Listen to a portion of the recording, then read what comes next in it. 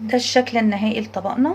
عملنا رز بسمتي اصفر بالبهارات، وعملنا فراخ بانيه بطريقة جديدة وبتتبيلة جديدة. تعالوا نشوف عملناها ازاي. صباح الخير عليكم يا احلى متابعين في الدنيا، يوم جديد وطبق جديد يا رب يعجبكم. النهاردة هبتدي هعمل بانيه بطريقة مختلفة وخفيفة ومختلفة عن كل البانيه اللي انا عملته قبل كده، لان انا قلت لكم ان الفراخ ليها كذا طريقة، فاحنا بنغير وبننوع. يا رب بس الطريقة تعجبكم. وهشتغل على 1.5 كوب رز بسمتي. هعمل الاكلة دي مع بعضها ونشوف هتطلع ازاي. عندي كيلو بانيه متنضف، واكيد حاطاه في محلول نقع، متقطع تقطيعه رفيعه زي ما انتوا شايفين كده. ولو هو مقطعها لك تقطيعه تخينه حاولي انت ترفعيها. تمام كده. والرز البسمتي طبعا هيتنقع، بس لسه لما اشتغل فيها هقول لكم. ويلا بينا مع بعض. هنبتدي مع بعض يا حبايبي. الكميه اللي انا شغاله بيها هنا في البانيه كيلو بانيه. تمام كده. كيلو بانيه بقى هياخد عندي كوبايه زبادي صغيره اهي. احنا ماشيين بالخطوات واحده واحده زي ما احنا متعودين. اي نوع زبادي انت بتحبيه. تمام. هحط شويه ملح على فلفل كده بالمنظر ده. طبعا الشطه اختياري اهي شطه. شويه بابريكا اهو. انا بحب احط بصل باودر، مش بحب احط توم باودر بصراحه. بصل باودر اهو.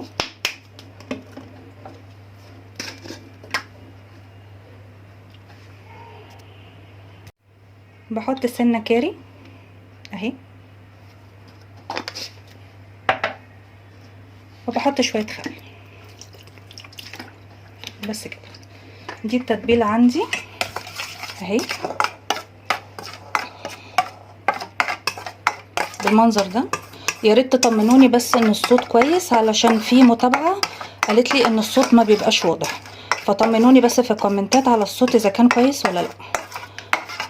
ويا ريت تعملوا لايك وسبسكرايب للي اول مره يشوف القناه، وفعلوا زرار الكل عشان يبان لكم كل ما هو جديد.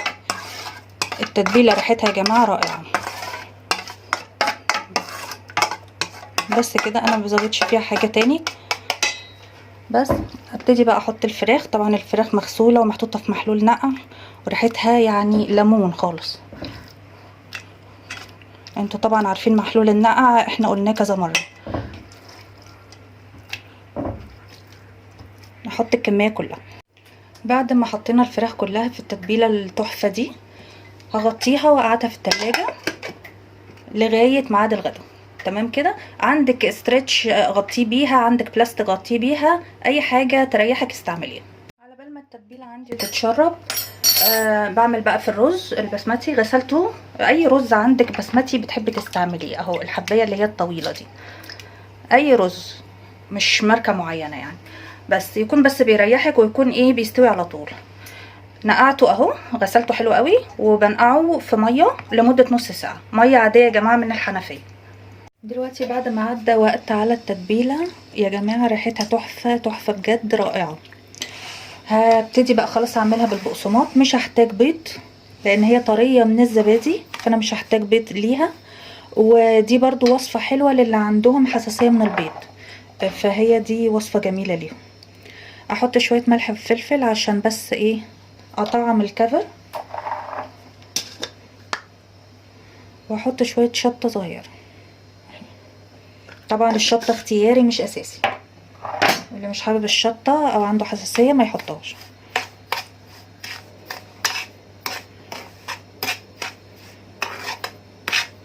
ادي تقليبه حلوه كده البقسماط. ابتدي اخد بقى البانيه عندي بالمنظر ده، ادوس قوي قوي كده. هي التتبيله مش محتاجه اي حاجه تاني عليها، ولا حتى بيض ولا اي حاجه، لان الزبادي مع التوابل ريحتهم تحفه اهي بالمنظر ده. واحطها في الصينيه عندي. واحده كمان اهي. ندوس قوي يا جماعه عشان الكفر ما يقعش مني في القليه. اهي. اخلص الكميه وارجع لكم. ده شكل البانيه النهائي عندي اهو، كله متغلف.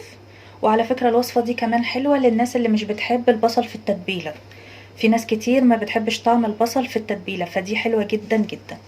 عملتها بالمنظر ده وهسيبها تستريح في التلاجة لحد ما اعمل الرز البسمتي معاكم. هبتدي بقى اعمل الرز البسمتي معاكم.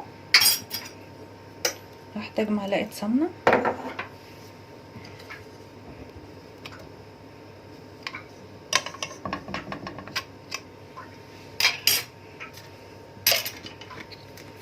وشويه زيت علشان بس ايه يطلع مفلفل وما يلزقش في بعضه. نمشي على الخطوات بالظبط علشان ما يعجنش من حد منكم. بستنى على السمنه والزيت لغايه ما يسخنوا قوي.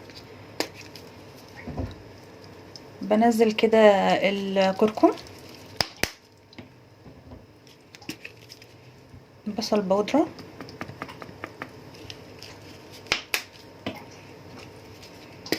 بابريكا،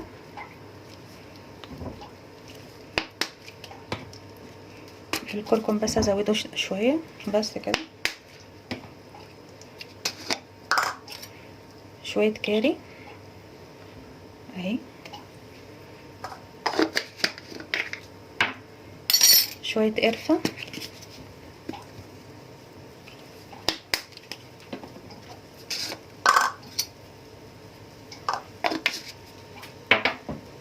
ملح وفلفل،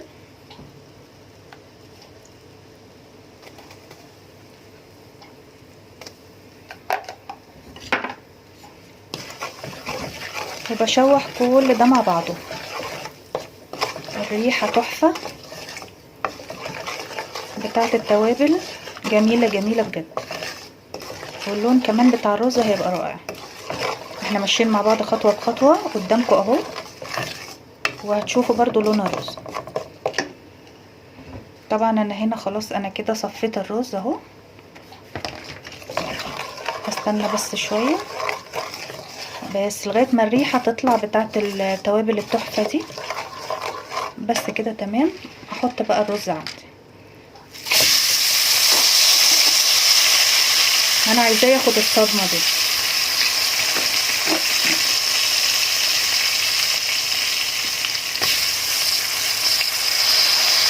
بفضل اشوح واقلب في الرز لغايه ما بينشف كده عندي بالمنظر ده عشان يطلع مفلفل اهو.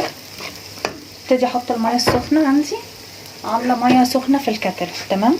انا عندي هنا كوبايه ونص رز، يعني 3 ميه او 3 شوربه، اللي عندها شوربه لحمه شوربه فراخ تنفع.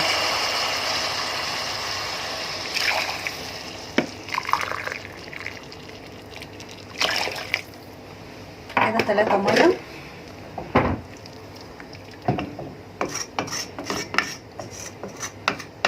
يغلي بقى واوطي عليه بس كده واسيبه لغايه ما يستوي. دي طريقه الرز. ده شكل الرز عندي بعد ما اتشرب واستوى اهو. بصوا حلو ازاي، رائع يا جماعه، ريحته لوحدها حكايه. ده شكل البانيه بعد القليه، بطلعه لونه ذهبي كده، تحفه يا جماعه، تحفه بجد. بنطلعه على شبكه زي ما انتم شايفين كده. باخد على قد ما انا عايزه للتحمير، والباقي بشيله في طبق فوم كده ينفعني اليوم تاني ونوفر المجهود. حلوه، فكره حلوه يعني. وبصوا مش ملزق ولا معجن ولا اي حاجه اهو، الواحده بوحدتها اهو زي ما انتم شايفين.